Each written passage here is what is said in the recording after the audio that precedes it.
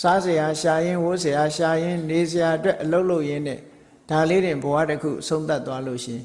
လူဖြစ်ရကြိုးဆိုတာမနှက်ဘူးတဲ့။ဘာဖြစ်လို့လဲဆိုတော့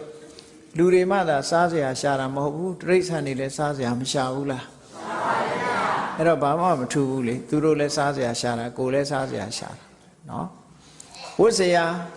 တိရစ္ဆာန်တွေကြတော့ဝတ်စရာတော့မရှာဘူးပေါ့နော်။နေစရာရှာတယ်သူတို့လည်းအတိုက်တွေအမြုံတွေနေစရာရှာတယ်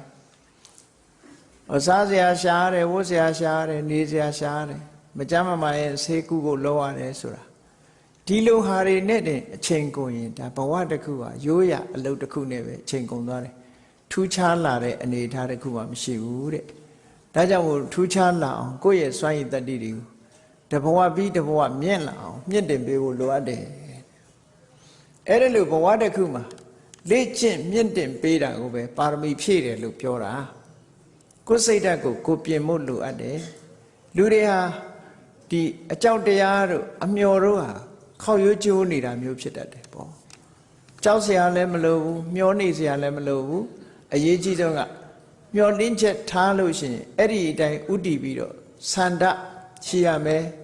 ကိုရှိတဲ့ဆန္ဒအတိုင်းလုံလဝိရိယနောက်ကလိုက်ရမယ်စိတ်ဓာတ်ကြံ့ခိုင်မှုရှိရမယ်လုတ်ပြီးဆိုတဲ့အခါမှာဆင်ញင်တုံတရားရှေ့သွားရှိပြီးတော့လုပ်ရမယ်လို့ဒီလိုဆိုလို့ရှိရင်